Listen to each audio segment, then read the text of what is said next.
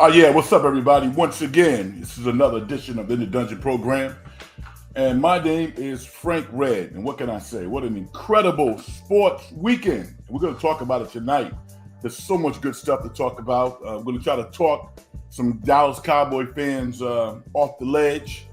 And maybe some Green Bay Packer fans out there listening to the program, give you some props for just a slow build ascension that your team has experienced over the past couple of years, introducing a brand new quarterback, maybe another illustrious one like you've had in the two previous quarterbacks, one Brett Favre and Aaron Rodgers. It's Jordan Love's time now. And I can remember, 3-4 years ago when Aaron Rodgers was upset that the Green Bay Packers would have the audacity, the gall, to think about life without him. And they drafted a young man out of Utah State, Jordan Love. And needs to say he struggled early on, but he's really taken shape, and he looks like he's going to have an outstanding career. This is leading up to the Green Bay Packers' shocking win against the Dallas Cowboys, 48-32, in Jerry Jones's beautiful mausoleum down in Dallas. So much to talk about. Jordan Love was outstanding. 16 of 21, 272 yards, 3 touchdowns, no picks, and he got it going early on, taking his team down the field and scoring off the first possession, kind of putting Dallas on their heels a little bit. Conversely, Dak Prescott did not have a stellar game like he has most of the year. It wasn't horrible, but the game got away from him. Dak was 41 of 60, 403 yards, 3 touchdowns and 2 picks. And just a guy of his magnitude, of his higher echelon play throughout the season, you wouldn't expect him to make mistakes that he's made over the previous 3-4 years. It gave everybody pause, I think. But I'm a Dak Prescott supporter. I really am. And I'm going to tell you why as we start to evolve and talk about this just horrible loss from the Dallas Cowboys. Jerry Jones is 81 years old. He's talking in ways that people might infer that he's thinking beyond being here in a physical sense for a long period of time, which is why it was so important that the Dallas Cowboys win a Super Bowl sooner than later. And, after a 12-5 season, they were in a position to at least challenge for the NFC Championship. Certainly the 49ers are the prohibitive favorite, and even more so now, I think, with the Cowboys out of the way. We'll see what transpires as we move forward. But yeah, we're going to talk about the Cowboys. What does this mean to Mike McCarthy? Is it a given that he gets fired? I don't know. I think after a couple of glasses of scotch, maybe some red wine, maybe Jerry Jones is going to sit back and look at this thing from a different perspective and judge Mike McCarthy in its totality of the season and not just one game. Because I'm going to tell you straight up, I think Dan Quinn let him down, man. You heard all this noise about Dan Quinn, his next job. His defense was horrendous. They got abused. Seriously. They got just dominated for the entire game. And Aaron Jones is a hell of a running back. But Aaron Jones looked like the 10-year-old playing Pop Warner football who's destined to play college. And he's playing against, future, computer science graduates. That's how he looked tonight against the Dallas Cowboy defense. And nobody's really talking about that. And I'm going to talk about it because it's real. And although the Dak Prescott sucks, Mike McCarthy didn't have his team ready to play, is the more popular narrative. Let's talk football, all right? The Dallas Cowboys lost because their defense did not show up. They did not show up, and that was horrible. I'm Frank Red, everybody. This is In the Dungeon Show. Hit me up at Big Frank Red on X. Apparently helps the show. Hit the like button if you're listening for the first time and you like the program. It does help. Sit back and enjoy. If you want to comment on what you hear or maybe bring something new to the table that we have not talked about on the program, hit us up in the comment section. I would love to hear from you. All right. I'm going to get the show started right now before I get into some of the other topics and talk to the great Vicky. Vicky says, hi, Frank. What happened to the Cowboys? Green Bay looks hard to stop on offense. Green Bay just walked through the Cowboys defense. Dak has that can't win the big game tattooed on his back now. That would be an ugly tattoo, right? I don't have any tattoos, by the way. But I wouldn't want that one on me.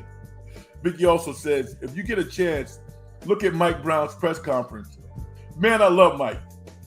He is just cool. No, I saw it. I prepare up to the last minute when he broke out the laptop and he tried to explain Monk getting a foul on Dame. I loved his delivery, but I thought he was wrong utilizing that particular play because he goes, Malik Monk touches Dame on the lower of his back, and he called it incidental contact. How can he be the judge of that? Damian Lillard is going up for a shot, and the defender has his hand on his lower back. The argument should have been, how about our players getting the same call? That's not a foul, because, I mean, he can't be the judge and jury on whether or not that is a foul. His player, Malik Monk, had his hand on Dame's lower back. It's a foul. So I didn't like the example, but I'm with you. I'm a big Mike Brown supporter, and what a gut-wrenching blow. That was the Sacramento Kings rendition of the Warriors loss to the Denver Nuggets last week when Jokic did Jokic things against the Warriors to send them home with the devastating loss. Dame wins the game for the Bucks tonight after the Warriors played them extremely well. They beat the Sacramento Kings in overtime, 143-142, down 2 points. On the last second shot, Damian Lillard rises up from 35 feet and puts it in with a dagger shot and does his Dame time thing. Amazing. And yeah, Dame's a hell of a lot better now than he was when he was in high school. But I'm going to tell you something. When Damian Lillard was in high school, he shot the ball from 26, 27 feet. It looked like a laser going through the basket. So nothing that young man does surprises me. Tough loss for the Kings. But like the Warriors, they got to move on. All right. Let's go out and hit my man Mark Graves. Mark Graves says most of those yards were against a prevent defense when they were down big. Yeah, you're talking about Dak. Yeah. It's not about the yards. You're right, Mark. But I'm going to go into my rant in support of Dak Prescott in 1 second. Dak never has been the same since he got hurt. All right. So let me say this. Dak was not aggressively running the ball today. As a matter of fact, he looked apprehensive. Some might even say timid running the football. And I give Green Bay credit. I think Green Bay knew that if they got up early, they could utilize their defense to cause Dallas some problems. And that's exactly what they did. When Dak Prescott is not aggressively running the football, the Cowboys are at a disadvantage. Now, I'm going to quote Mike Tomlin. You know what Mike Tomlin called 50-50 balls? He calls them combat catches. When's the last time you seen a Dallas Cowboy wide receiver make a combat catch? Because I don't remember. Their tight end, the young man out of Wisconsin, I can't think of his name right now. He's Alvarez's former Wisconsin head coach, athletic director's grandson.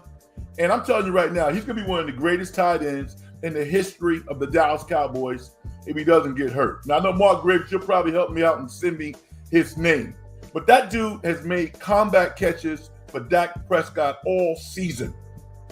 They have a bond that you don't have to hear them say how they feel about each other. You can watch those two guys and you know that they are connected. CeeDee Lamb, not so much. Dak Prescott made one horrible play. One.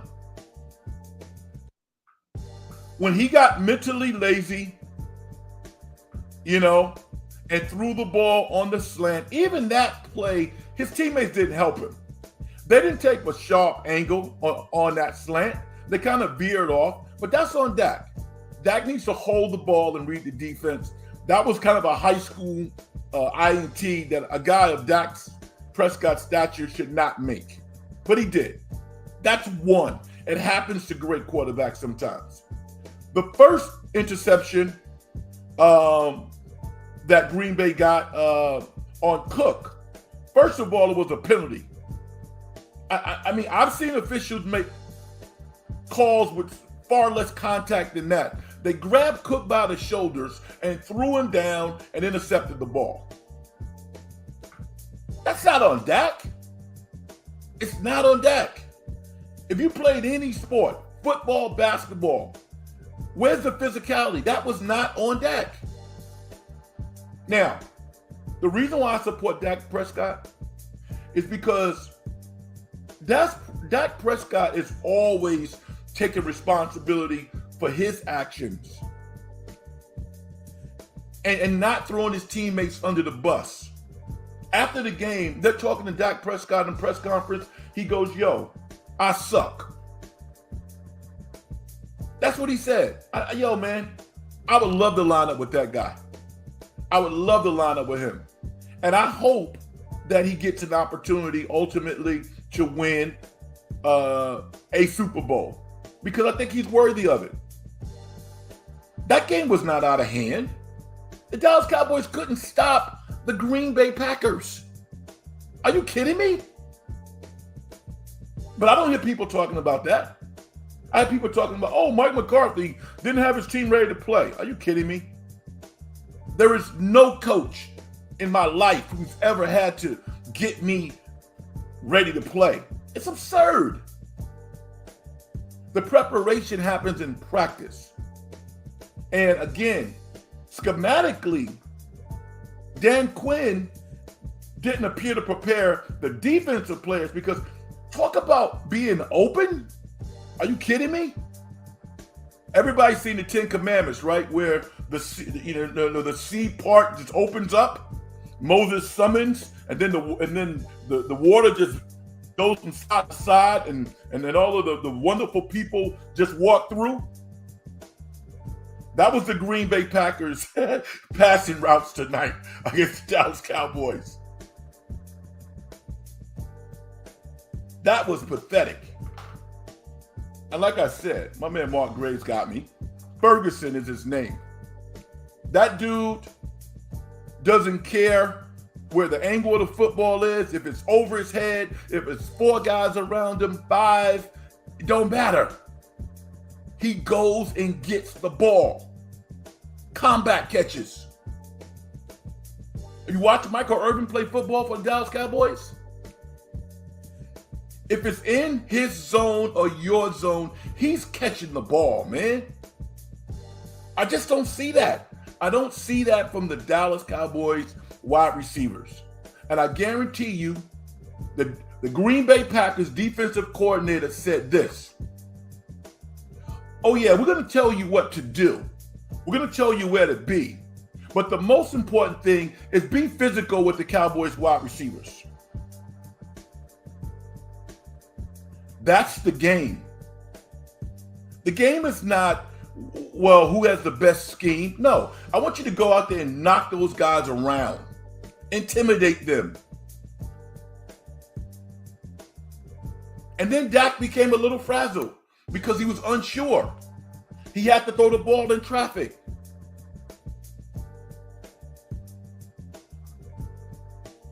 Jordan Love was throwing the ball. He looked like he was playing like flag football in the backyard with our cousins, maybe an uncle who hadn't played in 30 years. Oh yeah, just go deep. Those receivers were wide open. Aaron Jones is good. Is he that good? Are you kidding me? All the talk shows that all the Cowboys have, you can't stop a little 5'9", 5'10" running back on your own field. You've won 15 straight games. This dude is running inside the tackle. He wasn't even running outside. This is a tough dude running between the tackles, and he ran all over the Cowboys. That's not on Dak.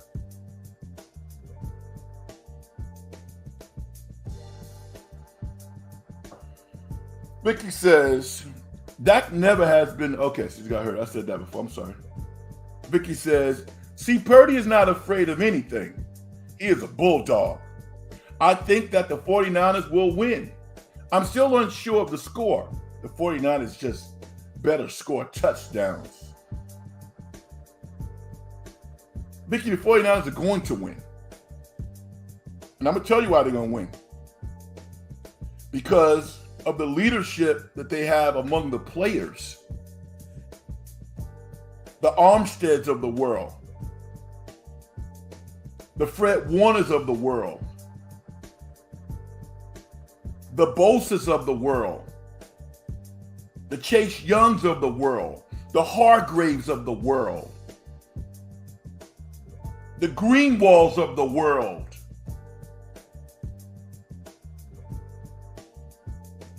Only thing Steve Wilkes needs to do is say, go get him. That's it. And they're going to go out and give 100%. Those are, I mean, yo, the 49ers are different. And and listen, I think that, you know, did you see the halftime show of Fox? And you saw Jimmy Johnson? I thought they were going to have to get a paramedic. And one of the guy, I think Strahan or somebody said, yo, get the paramedic. Did you see Jimmy Johnson, how mad he was? Because he knew that was BS. And he was talking to those players. And unfortunately, they didn't hear him. But that level of intensity is what pissed him off. Because when you get to that level,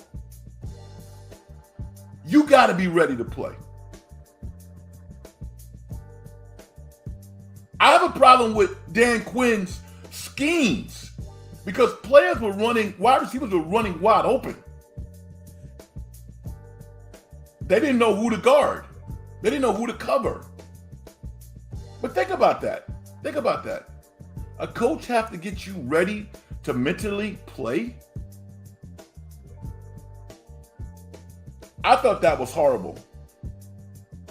And I didn't see guys raising their hand, taking accountability for what their role was. Mike McCarthy is a head coach. Yeah, I get it. And then Dak Prescott. Who else? Maybe I missed something. Tell me somebody else who lined up, who stood up at a podium and said, you know what? I played like crap tonight. I let my coach down. I let myself down. I let my owner down. And I feel ashamed. Anybody hear that? Mark Gregg says the Cowboys receiver are too small. CeeDee Lamb is 6'1". CeeDee Lamb is not a small receiver. Brandon Cooks is.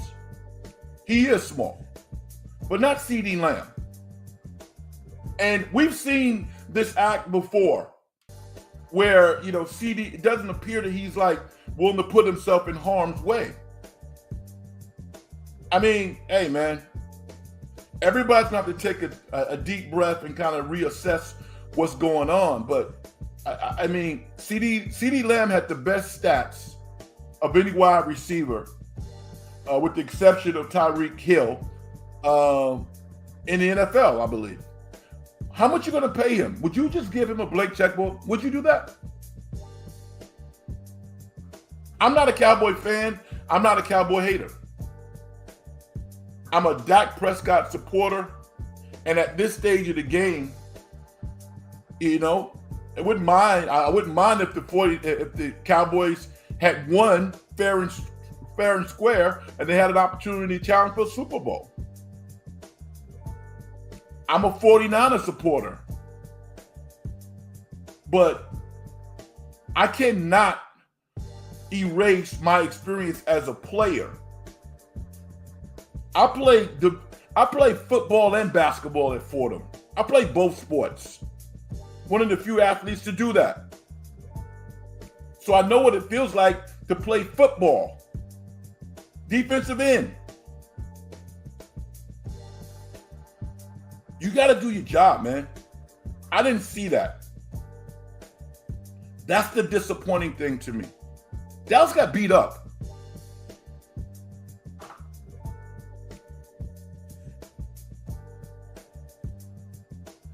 Bebop Jones, we have a better defense, a much better defense. Here's what's even more important, Bebop. You have a smarter defense. You have a more accountable defense. You know? That's what's really important. I mean, for the whole week leading up to the playoffs, you know, you've heard so many comments about Bill Belichick and what it meant to play for New England. And I can attest to it. I played on some smart teams. There have been teams a lot. It's okay if a team is better than you are, but are they smarter than you are? Are they more prepared than you are? Green Bay looked a lot smarter than the Dallas Cowboys. LaFleur outcoached Mike McCarthy. It was embarrassing. And I'm going to say this, though. When you know that your coach is behind the 8 ball, sometimes you just got to rally, man. You got to go out there and get it done. Which is what I think Detroit did tonight. It came down to one play with Jared Goff. One play. And he secured the legacy of Dan Campbell forever. Forever and ever, forever and ever. Oh, by the way, the Detroit Lions defeated the Los Angeles Rams 24-23 in a great football game. A great football game. You know, I'm getting Bill Parcells vibes watching Dan Campbell.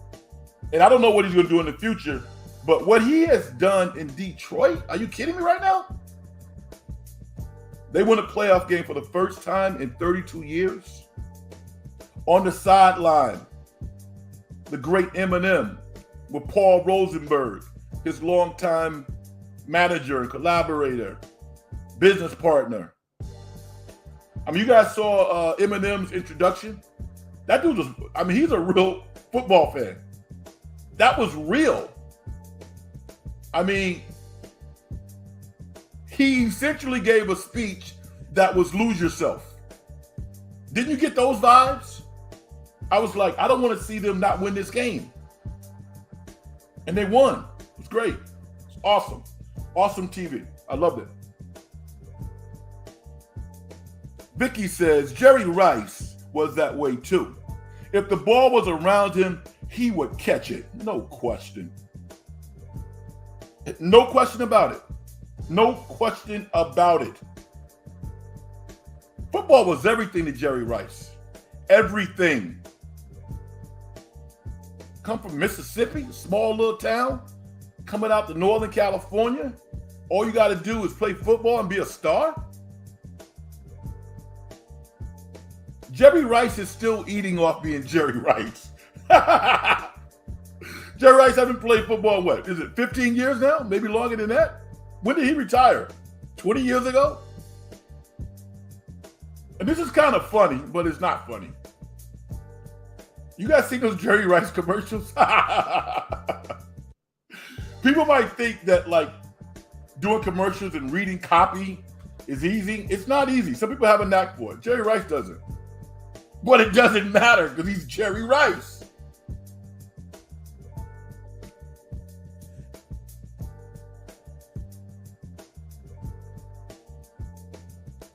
Funny. Bebop says, especially at linebacker, they couldn't stop the run. Yeah. Yeah, you know what? Bebop, sometimes when somebody says, yeah, I'm old school and this and that, it doesn't necessarily speak to what you're trying to say. But I grew up in an era where you just go do your job, man. You know, no one talks a whole lot of crap. Just go do your job. And if you were good enough to, to talk like a Lawrence Taylor or somebody like that, then it's okay. Most people are just workers, man. Just go do your job. Just do your job. And that was the New England model. Just do your job. So, I appreciate that. The 49ers, I would be shocked if the 49ers didn't run through the NFC at this point because of what we're all talking about right now. Because, yeah, they are going to be prepared, but there's a level of accountability with the 49ers that you didn't see from the Dallas Cowboys today. And it pisses me off that Dak Prescott has to be, once again, the guy who takes, the brunt of the blame. Because if you really look at it, not right. Not fair. He makes the most money. I get it. And even from an ownership perspective, you want to fire Mike McCarthy? Who are you going to get? Now, there are some candidates out there.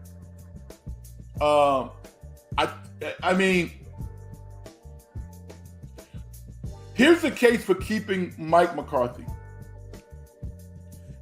He did a phenomenal job as an offensive coordinator. He really did. If you fire him, that means you got to get a head coach and possibly an offensive coordinator who has to rebuild trust with Dak Prescott. That's kind of a problem because Mike Vrabel to me is a really strong candidate. I like him as a head coach, but he's not an offensive guy. And again, Dan Quinn was kind of out the door. Let's be honest. And I think that maybe had some effect on his defense. Have you ever seen the Cowboys defense play as poorly as they did today? Against the run? Lawrence and those boys? What did Aaron Jones average per carry? 5-6 yards a carry? That was pathetic. God awful.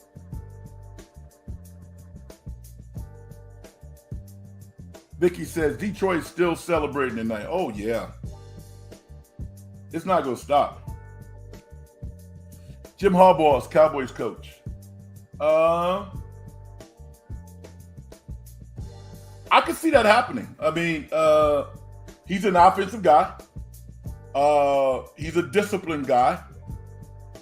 He's already had success. That his tenure would run its course. Maybe 5 years max. Maybe they could win a Super Bowl within that timeline.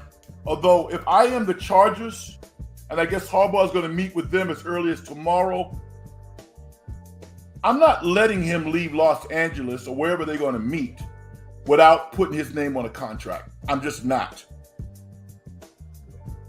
Not going to do it. Listen, the greatest sales pitch is, what do I have to do to get the order? When I started in sales coming out of college, what do I need to do to get the order? Well, I don't know. No, listen. Write it down right now. What do you need me to do? I'll get it done for you. You will? Yeah, I will. Give me the order. You got the order. All right, let's get it done. If I'm the Chargers, I'm not letting Harbaugh get away. Bebop says, oh, Aaron Jones ran for like 200 yards. He did. I mean, listen, dude has not even been healthy most of the season. That was crazy. Vicky says Cowboys have better players than the Chargers. You don't have a, well, you might be right. Although I like the Chargers team. I think the Chargers are solid. They've underachieved greatly. Think about all the games, Vicky, that Brandon Staley lost, that were under like 5 points. People talk about how horrible he was, and he was not a good head coach because he didn't play. He did a lot of things that didn't make any sense. But they didn't lose a lot of games by a lot of points. They were in most games. They really were. They lost a ton of close games. So, most coaches are dictators. So my concern with whomever ultimately becomes the Dallas Cowboys coach, if it's not Mike McCarthy, and I think Mike McCarthy is going to survive. I honestly do. I think he's going to survive. I think Dan Quinn's going to go, and probably because he wants to go. But if I'm Seattle, would you be lining up to hire Dan Quinn now as your head coach? Would you? This dude has had some colossal falls. Let's go back to the Super Bowl against New England. They're up a ton, and they lost that game. And this game, I mean, wide receivers were wide open. You had Aaron Jones running through the interior of the Cowboys defense, and you had wide receivers looking like they were playing flag football at the local rec center. Not a DB to be found.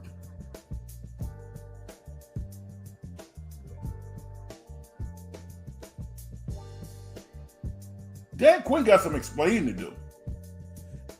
That was awful. There's a lot of good defensive coordinators out there. A lot of them.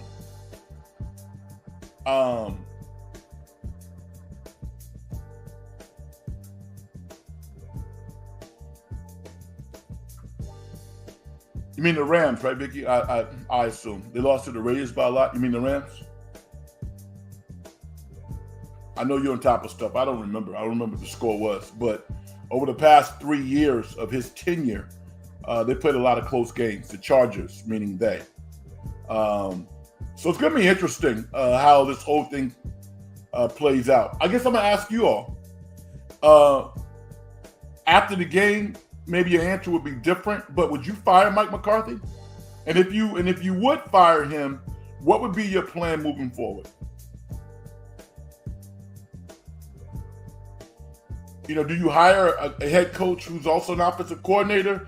Do you not worry about that? Just hire the best head coach and go find you an offensive coordinator? I mean, what do you do?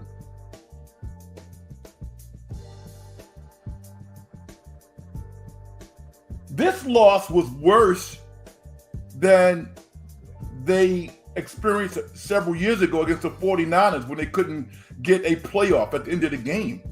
This loss was even worse. They were so much better than Green Bay. So much better than Green Bay. Michael Parsons was basically a non-factor.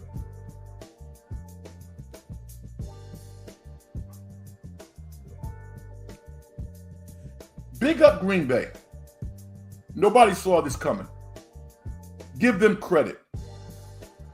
Is Jordan Love real? Does anybody doubt him at all now? Or do you say, no, this guy he's that dude. He's going to be slinging all over the field for the next 10 years. How do you feel about him?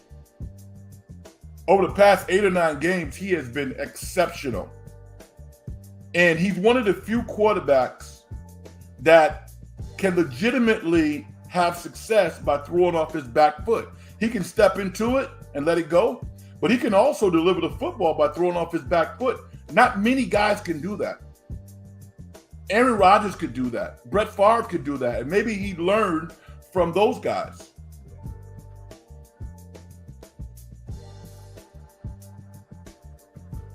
Mark, that makes a lot of sense. Fire McCarthy and hire Harbaugh. You think Harbaugh and Jerry Jones can get along?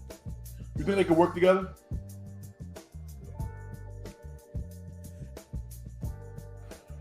McCarthy and Dallas got to get it together. Losing Trayvon Diggs didn't help. No, it didn't.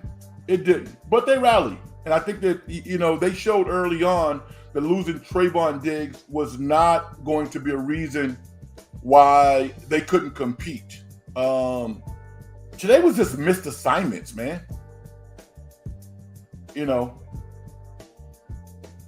I wish they would stop talking so much and just go play.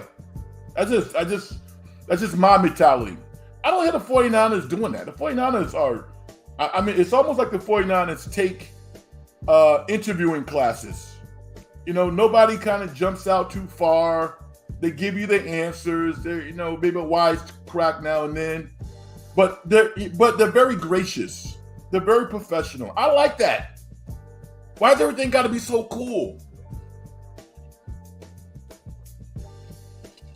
Winning is cool to me.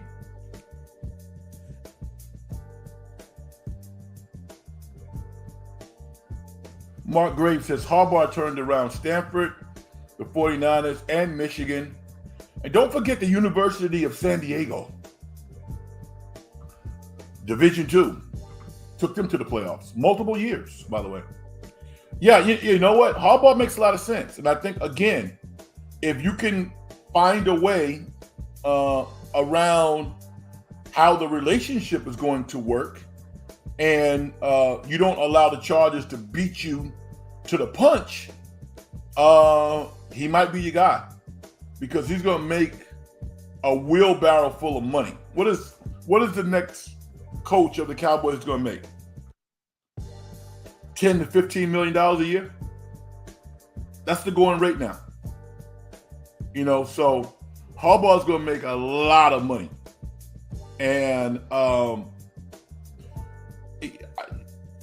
he's not concerned about the coaching stuff. I know that. He feels he can do anything, and he can. He's a great football coach.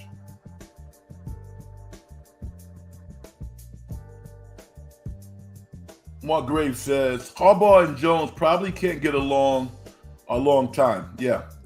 If I'm Jones, I hire him and stand back and let him run the organization. Easier said than done. Smart move. Vicky says, what happened to the Dolphins last night? The KC coach had ice on his mustache. That was crazy. Well, I personally did my own little protest last night. I said, no way in hell. I don't care if it's $6.99 or $5. I'm not paying for that. I was not going to pay for that game. And guess what? I knew Miami had no chance of winning that game. 0.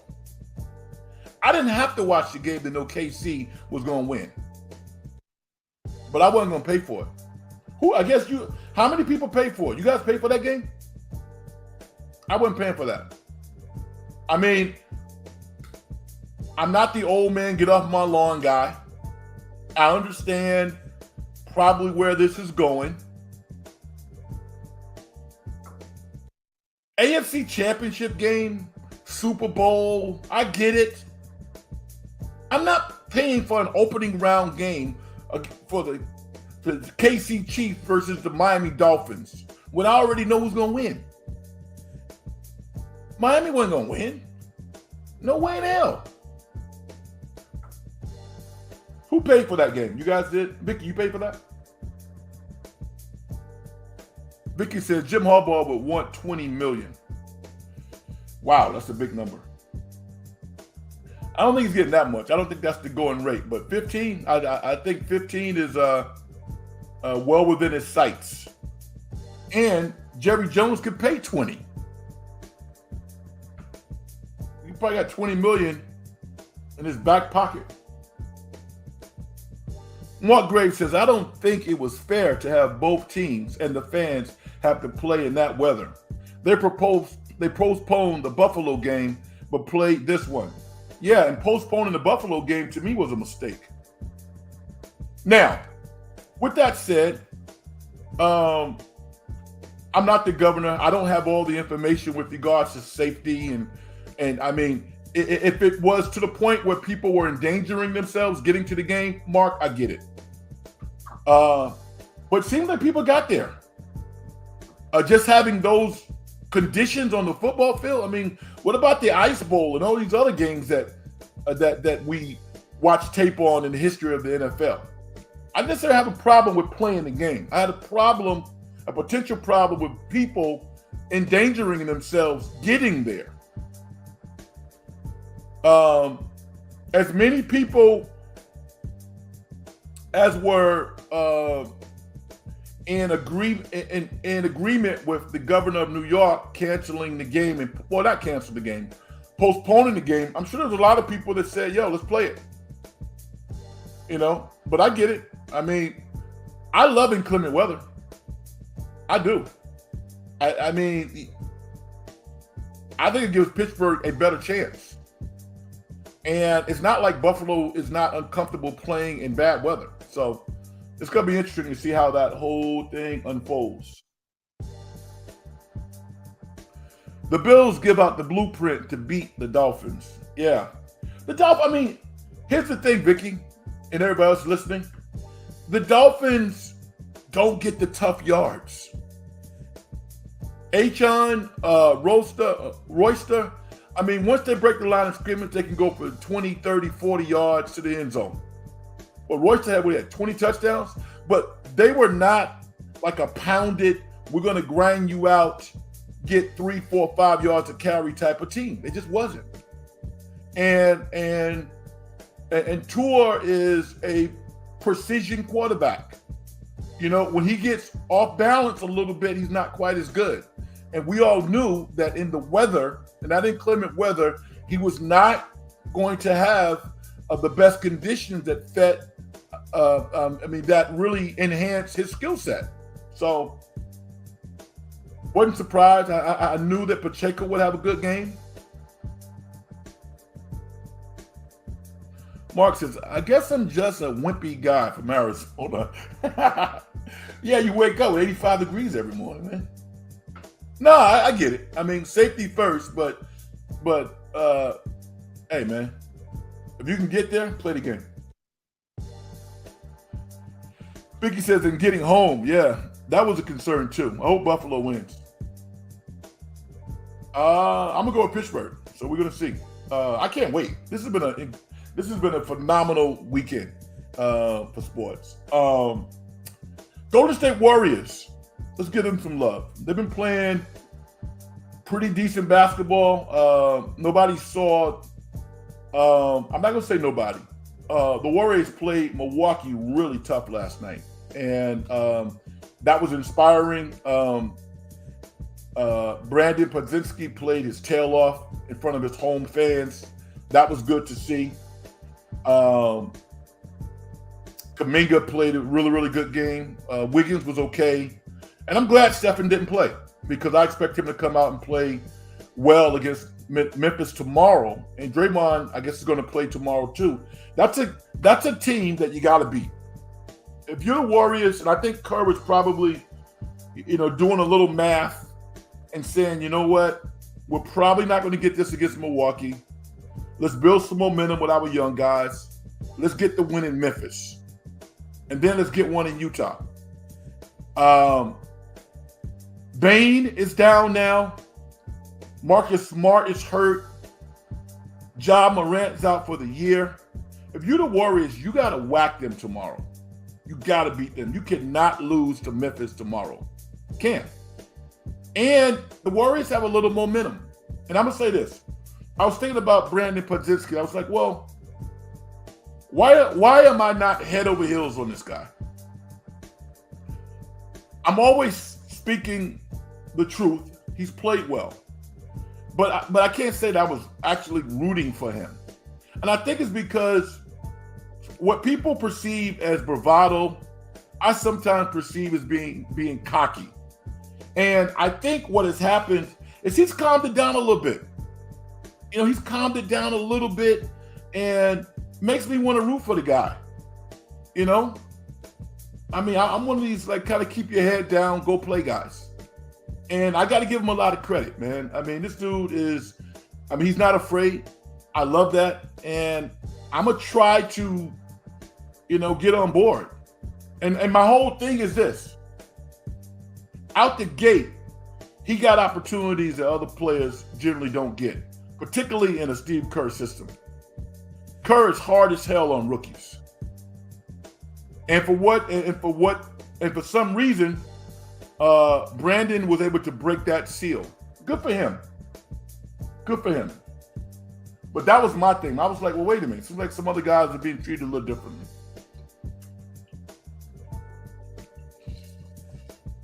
But he's been great for the Warriors.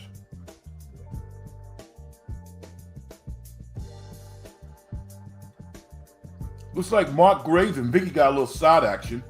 Says, Vicky, will you pay up if you lose? Okay, we'll monitor that. But yeah, with regards to potential trades with the Warriors, I think that part is done. I think the Warriors probably have a couple of deals on the table now, and they can move on those deals if they want to. I think there's probably still some trepidation with regards to Wiggins. A lot of people in the building probably like him.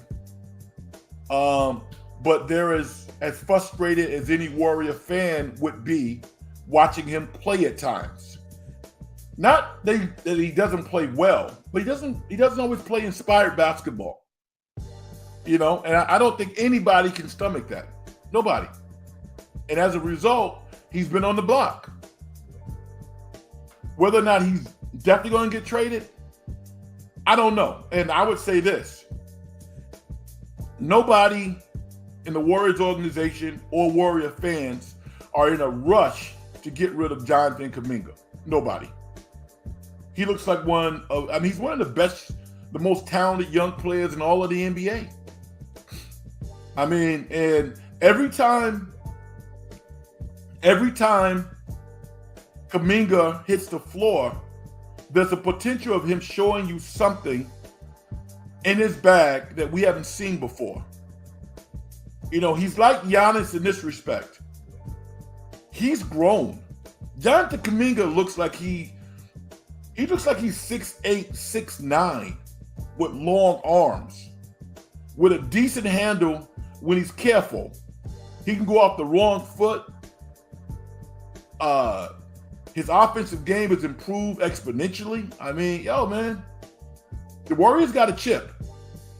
And I don't think that they're all that interested in getting rid of that chip. I just don't think they are. So I'm excited. I'm excited about watching this team over the next, leading up to the trading deadline, 5 games or so. We'll see what happens. So how do you feel about the Warriors?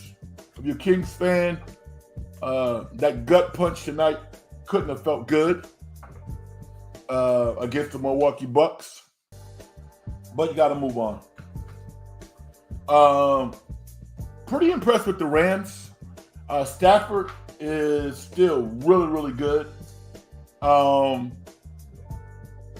Yeah, I mean, for opening round football, everything has been right there. I mean, I guess the KC game wasn't great. I didn't see it.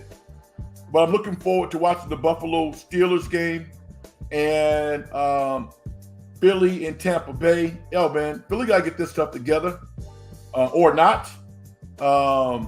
They're clearly better than Tampa Bay, but Tampa Bay's playing at home. And Green Bay proved that you never know. Whoever shows up and plays can win. I thought Detroit would beat the Rams. I did. I thought Detroit would win.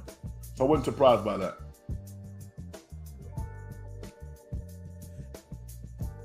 Mark says, I love that he has a pump fake in his offense now. Who are you talking about? I know what you're talking about.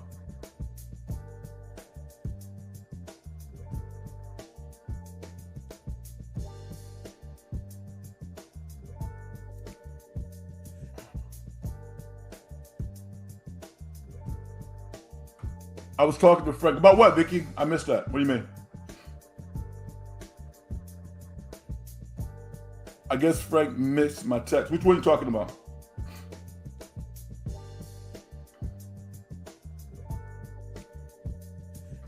SG, what's up?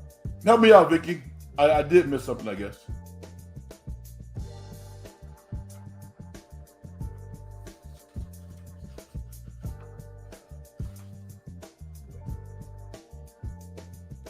SG says, in my NFL playoff bracket, I got 4 picks right in the wild card round. Good for you. Still haven't paid me my bet, though. That's another thing.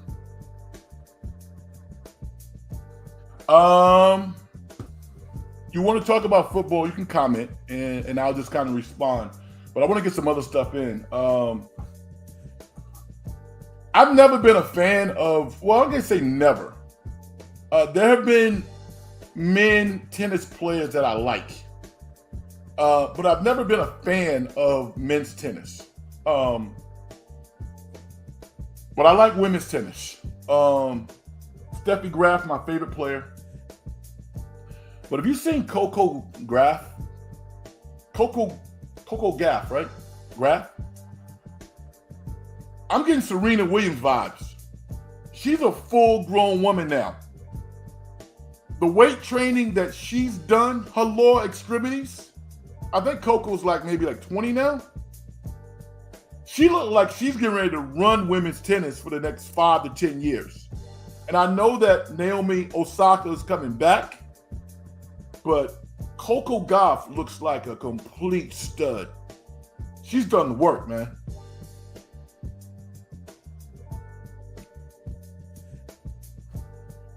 That I will bet you a steak dinner.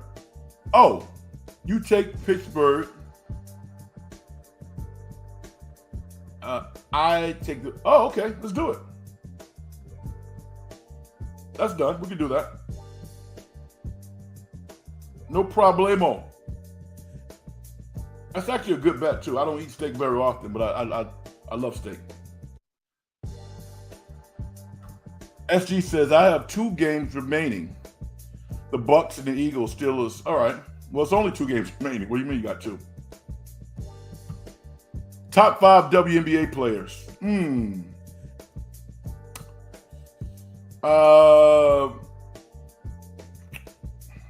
Obviously, a young lady who played at South Carolina, plays for the Aces, left-handed. Charles. Is that Charles?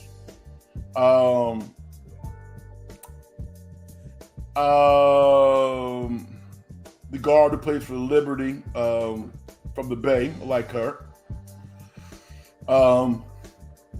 I got them all in my head. Plum, who plays for the Aces too, I like her. I'll keep naming them off, all right? But yeah, I know players, man. My man Tristan says, do you think Mike McCarthy has coached his last game for the Cowboys this season? You know, Tristan, I said after a couple of glasses of scotch, a good night's sleep, I think Jerry Jones is going to realize that unless he can get the coach that he wants, and a lot of people are throwing out Jim Harbaugh, which makes a lot of sense. I get it. I don't think that the Mike McCarthy reign is a done deal.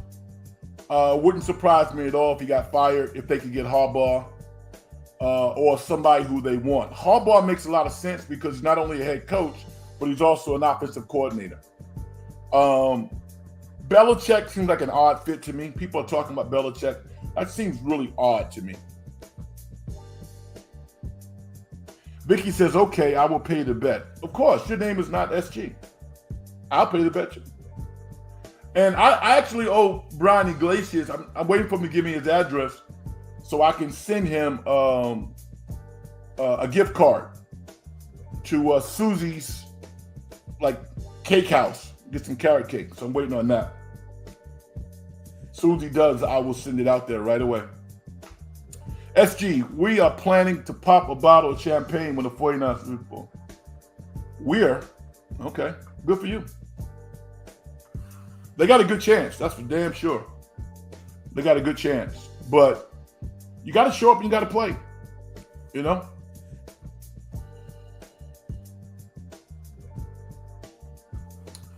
Brock Purdy's brother is going to San Jose State. Smart move. Very smart move. He could live with his brother.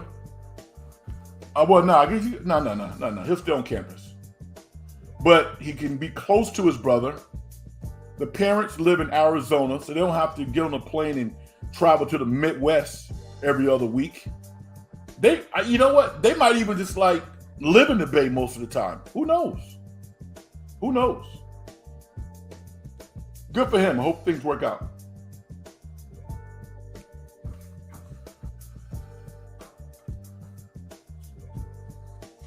With regards to the Warriors, also, Trace Jackson-Davis is playing good basketball. He's continuing to get better and better. And one of the things that is a positive when one of your key players is out, or several of your key players is out.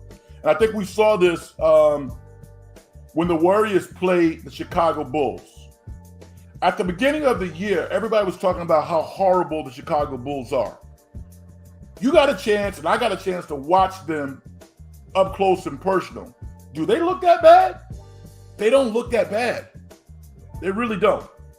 And what I mean by that is now that they have Zach LaVine, he's an additional player because they've been winning without him. You know, Draymond's coming back. Presumably, Draymond can kind of make a quick transition back into the fold. The Warriors have another player that they can go to. When CP3 comes back, you know, and he's healthy, theoretically, the Warriors would be even better. So they've had a tough time. They're only 2 games below 500. The next 10 games for the Warriors is going to be really interesting. It really is. SG says, I would love to walk on the San Jose campus and bump into Chuba and maybe even get his autograph and a photo. I don't know who Chuba is. I don't believe in getting autographs either. I don't do that. Brock can't even afford a house in the Bay Area. It's a shame. That's funny, Vicky. Not false. Real funny. I'm sure there's a realtor out there that wants to take care of that dude. Mark Graves says, do you think that Draymond will be less talkative to the refs coming back? I think he will be. That's one of the challenges that Steve Kerr has given him. Organizationally, Chuba Purdy, is that his name? Okay. Yeah, Mark, that's one of the things that Steve Kerr has talked about. And I think ownership probably, Mike Dunleavy Jr., his teammates, dude, lay off the refs. I also think that if he lays off the refs, he can counsel some of his teammates, i.e., Jonathan Kuminga, Brandon Podzinski. That's another thing about him. It's like, dude, stop talking to the referees. You're a rookie. I mean, that's still hurting Jonathan Kuminga a little bit, I think. I think the referees look at him and say, this dude is so talented, but let me do my job. Stop doing my job. Do your job.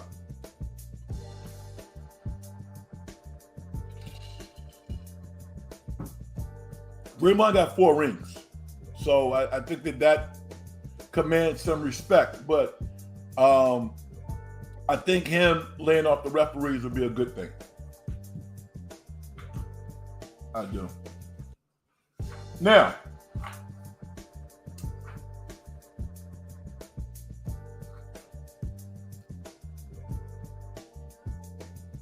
great point, Vicky. Vicky says if Draymond lays off the refs, they might lay off of him. All right. Good point. Now I want to introduce something that non-sports topic, but something I like to talk about. Movies. This weekend, I got an opportunity to go see The Book of Clarence, directed by a James Samuel. Really, really talented director. The movie, one of the producers on the movie is Jay-Z. James Samuels also directed The Heart of They Fall, which is a Western movie also produced by Jay-Z for Netflix, that I got a chance to see when I went to see my mom, who has Netflix. Really, really good movie.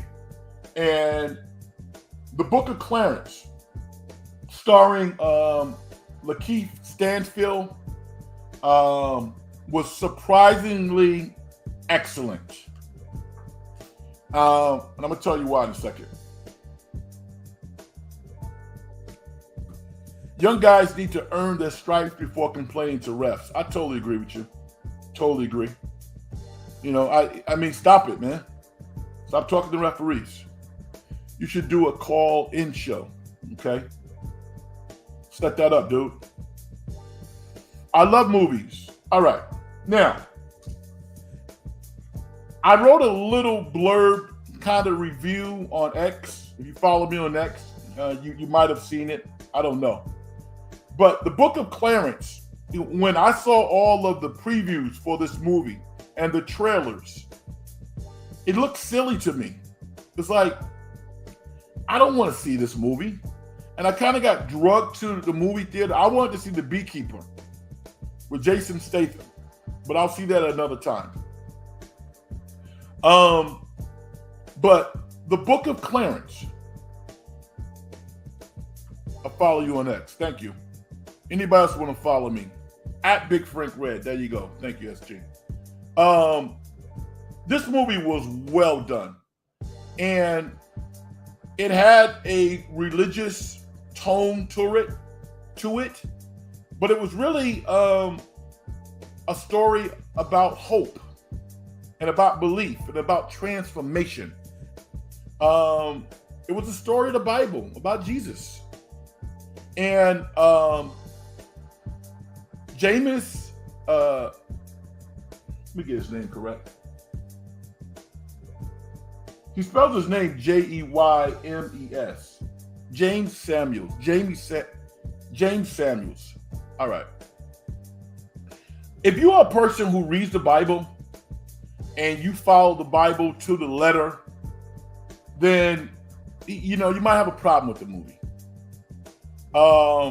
If you are a person who just loves a good story, then you'll really like it. As a young person, going to church when I was a young kid, and being in the choir, I didn't always like going to church because, once I got to a certain point in my life, I knew right from wrong. And it was a good foundation for me to learn to go to church, but I knew right from wrong by the time I was 11, 12 years old. One of the things that was, euphoric for me when I started going to Catholic school as a sophomore in high school was I loved that, going to mass, I could get out of there in like 45 minutes. I love that. Everything that I was doing in 2 hours as a kid, to go to a Baptist Methodist church. If I went to mass, I was out in 45 minutes. I love that. I also love the fact that I didn't have to worry about what I wore to mass. I could wear anything. Not that I look like a bum, but the emphasis was not on how well you were dressed. I really appreciate that. In high school, we used to pray before our games, and we prayed at halftime. Times have changed a little bit. But, for a long time in Black cinema, we had these incredible stories that we wanted to tell, that were filmed right, that were shot in beautiful locations. The Book of Clarence was filmed in Italy. Beautiful, right? And because it's a business, somebody could always tell some talented Black female person of color. Go make your own movies. And because a lot of times we didn't have the resources, that was a stopping point for Hollywood, because they got a chance to choose which movies got made. Times have changed now. People of color have a lot of money. And as a result, they can tell their own stories. Jamie Samuels is a phenomenal director. Still brilliant. Visionary. He not only directed the movie, he did the score also. He's a musician. The soundtrack is crazy. Just how it sounds, the music. I'm sure the soundtrack is going to be nominated maybe before the movie, and the movie should be nominated. Lakeith Stanfield, who's had a stellar career. His first movie was a small independent film called Short Term 12. I suggest you rent the movie. He was really good in this movie. And ironically, there were some other stars, other future stars in that movie. Short Term 12. Brilliant independent film. And I remember watching the movie, saying to myself, she's going to be a star. He's going to be a star. He's going to be a star. Because it was so well done. I think this is Lakeith Stanfield's best role. The Book of Clarence. And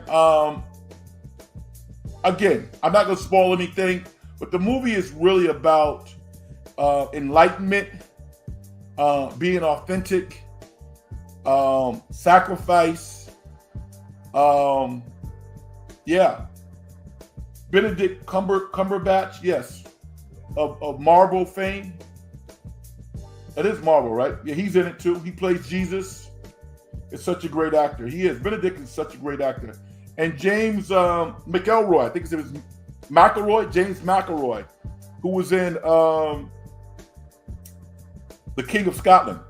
He's in it also. He's a brilliant actor. So, and it's like I was reading some reviews today, and it was clear that there was some hating going on. Like, one of the reviews goes like this: Jay-Z's new comedy only made 10% of the budget. Like, what? He didn't direct it. He didn't write it. Why are they trying to bring it down? The movie's really good. So, if you are a movie buff like I am, and you want to try something a little different, if you are a staunch religious person and you don't like any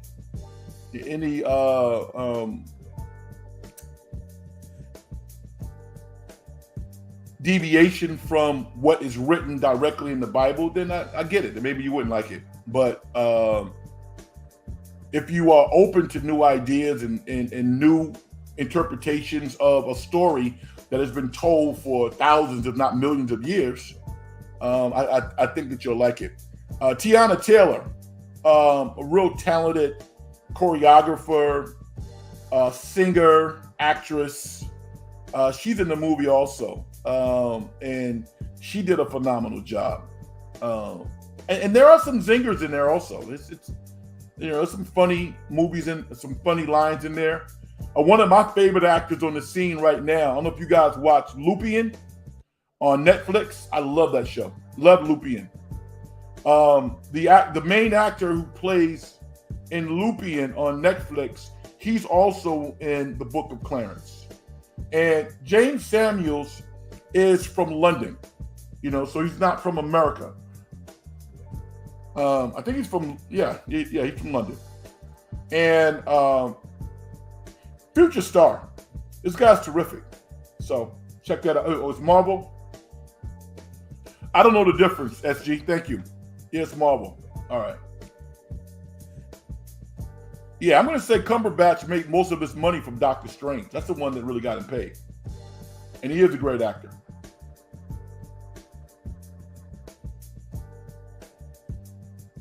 So there you go about that.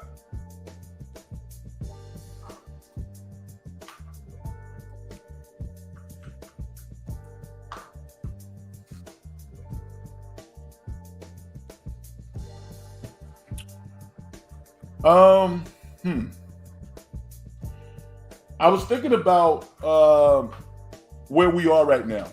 The NBA, more than any other sport, tries to bring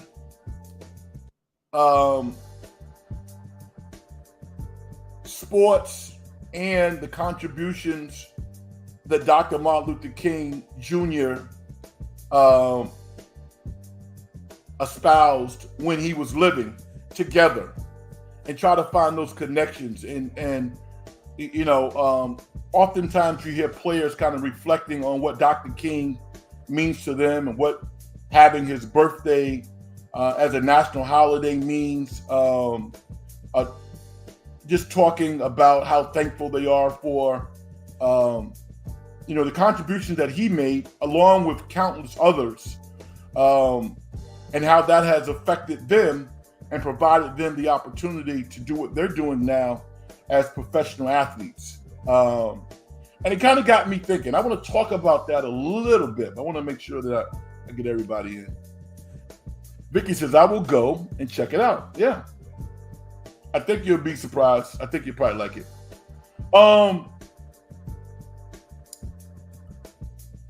It's funny, growing up in New York, not being aware of a lot of different things. The idea of having the opportunity to do whatever you wanted to do was foreign. And so many black kids, including myself, grew up. Someone asked you, well, what did you want to be? What do you want to do in life? I want to be an NBA player. I want to be a football player. I want to be a baseball player. For some strange reason, I think because I was a kid traveling back and forth, the first thing I wanted to be was a Greyhound bus driver. I thought it was the coolest job in the world.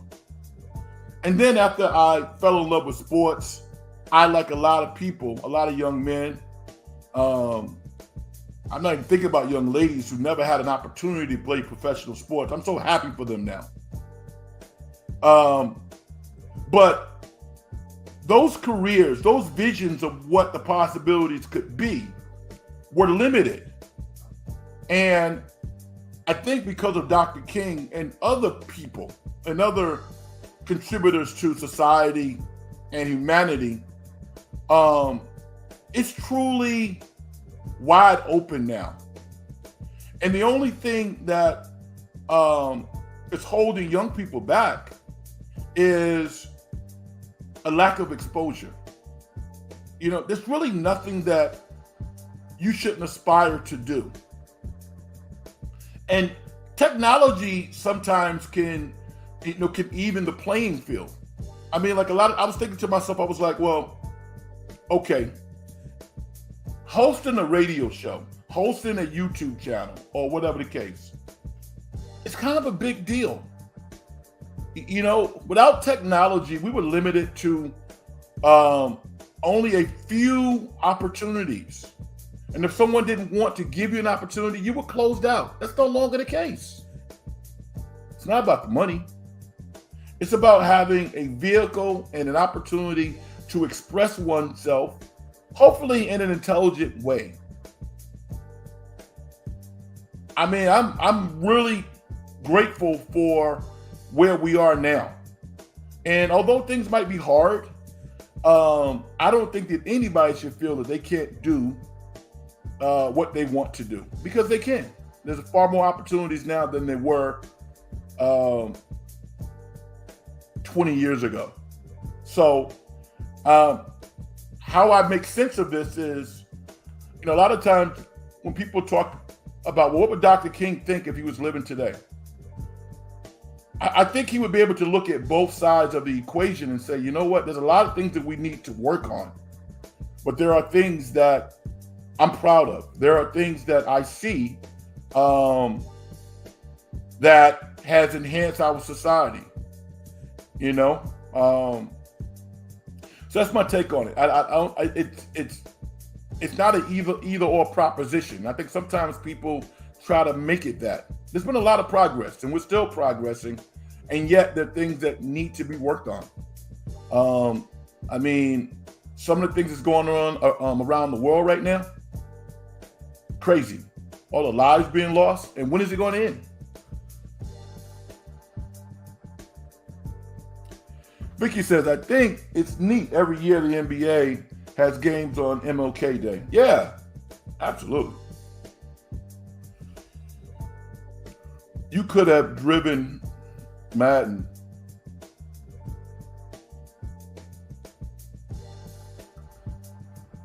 I used to have to do research in a library with microfiche. Yeah, I did too, Vicky. A little different now, right? Yeah. We've come a long way. Now, what do you mean by that? You could have driven Madden. What does that mean? I don't know.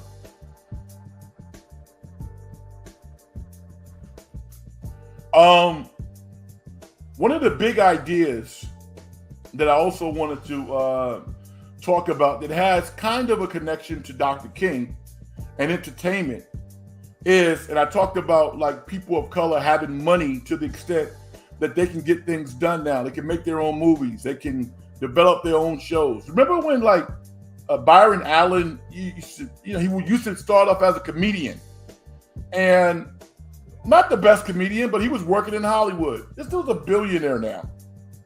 Talk about somebody who has really come through the ranks to ascend to the highest level of entertainment. He owns a weather channel, for God's sakes. There's been some incredible stories. But Jay-Z, let me get back to him for a second. Jay-Z not only has the money to get things done, he has the connections. He has the relationships. And it's beautiful because unconventional stories in the minds of some can be told now because there are people out there. He's not the only one. Tyler Perry has the ability to green light things and get things done. It's just a different time now. I'm excited about the stories that we can tell. I hope one day that I could make my script into a movie. It won't be the only script that I write, but I think I got a good story. It'd be awesome to tell this story. So, yeah, I'm excited about it. Oh, I get it, Vicky. If you drove for Greyhound, the Madden bus, yeah, that would have been interesting. And then all of a sudden, I would have became an adult and driving all those miles, get sciatica, nerve damage in my knees, and realize that maybe that's not the best gig for me. But for a while, being an outside salesman at some point, at one point in my life, I developed that, and that was tough, man. All those miles on the road, it seems fun. And I'm sure it is at times, but that's a tough gig. Keeping your leg, your foot in that one motion, although you can put it on cruise control, but I think you get the point.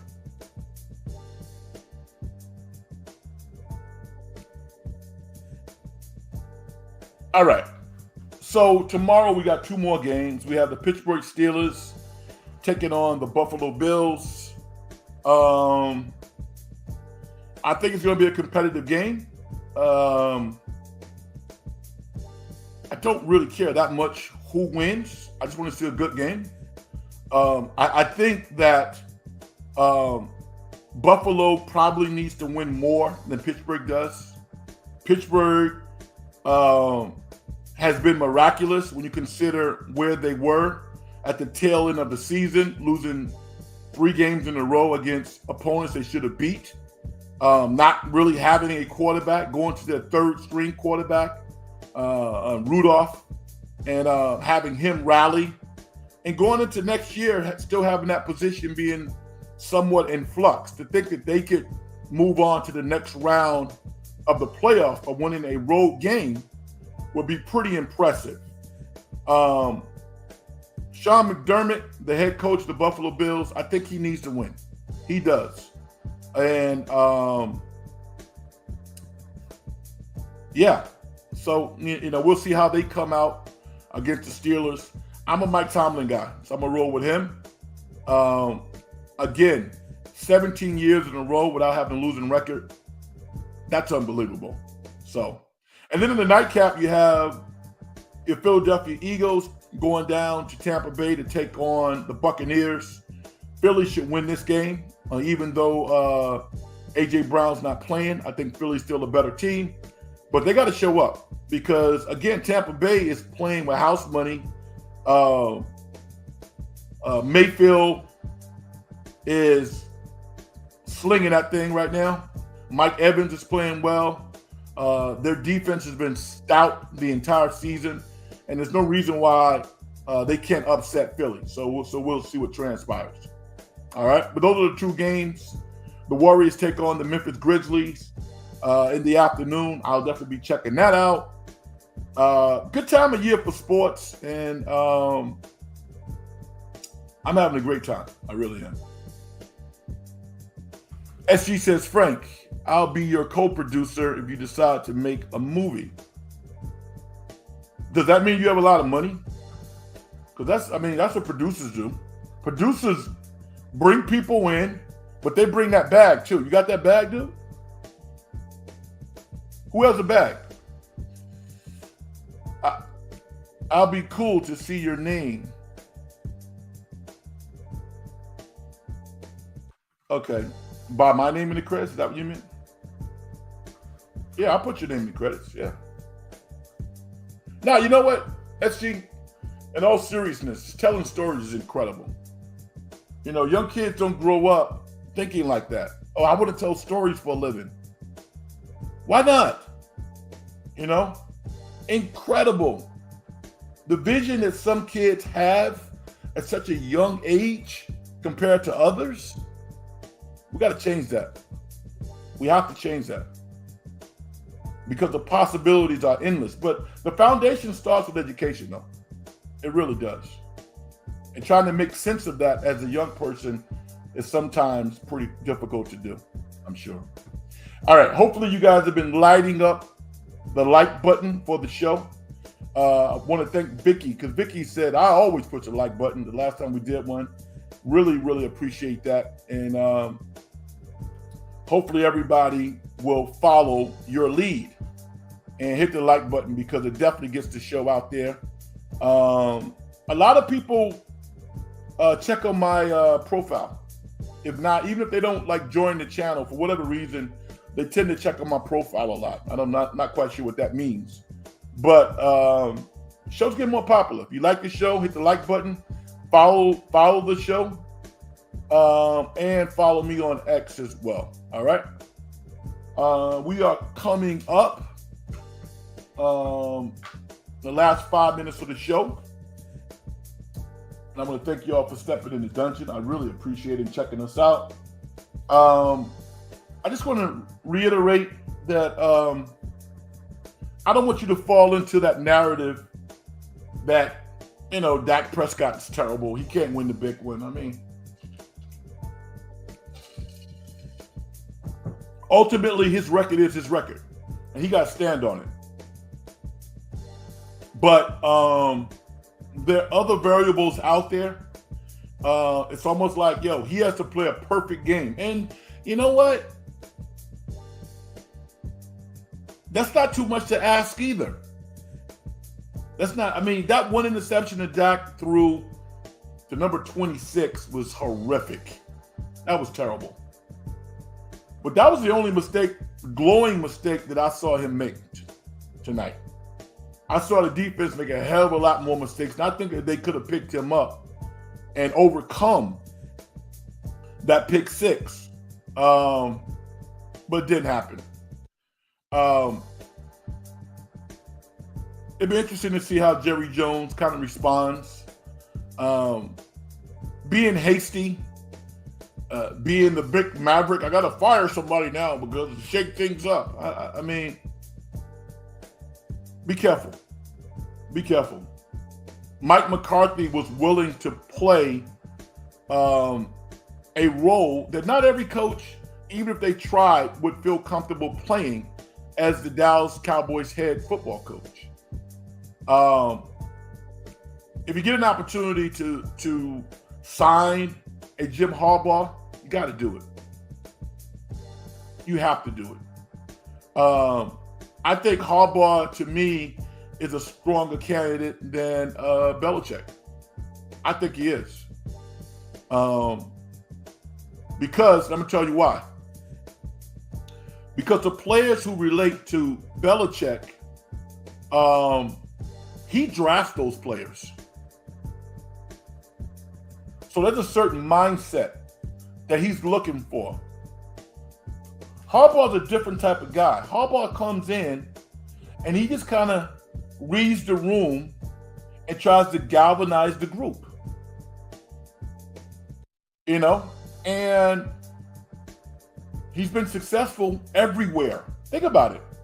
Harbaugh has been successful at one of the greatest academic institutions in the world, at Stanford, to the extent where they were routinely in the top 10, 15, top 10. And then he goes to Michigan, which is certainly one of the great public universities in the country.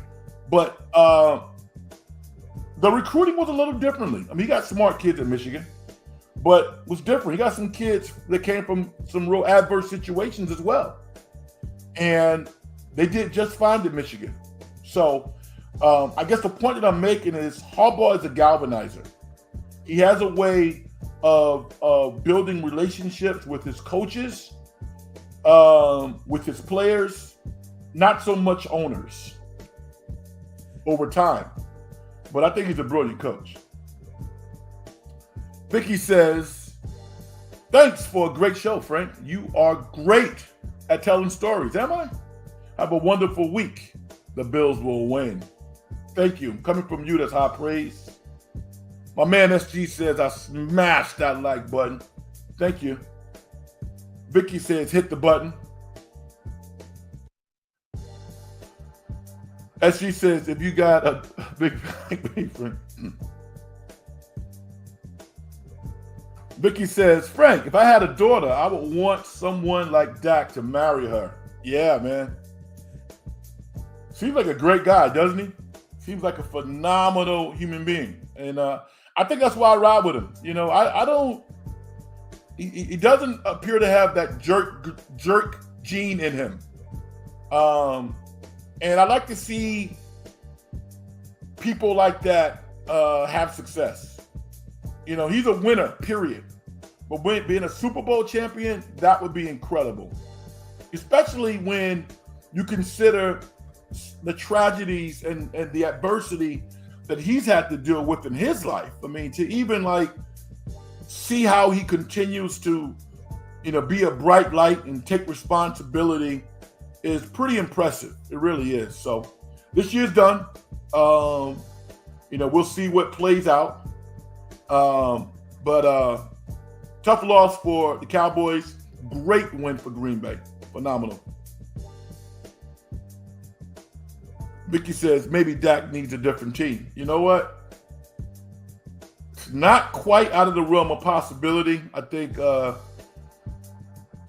Jerry Jones would have to know that he has somebody comparable or even better, which I think would be hard to find. But who knows? That's an interesting thought. And lastly, Vicky says the Cowboys need to be galvanized. All right. I want to thank everybody for checking me out. This is the In the Dungeon show. I appreciate y'all. And don't ever think that I don't appreciate what you do for me, because I do. All right. I'm going to do my thing and get out of here.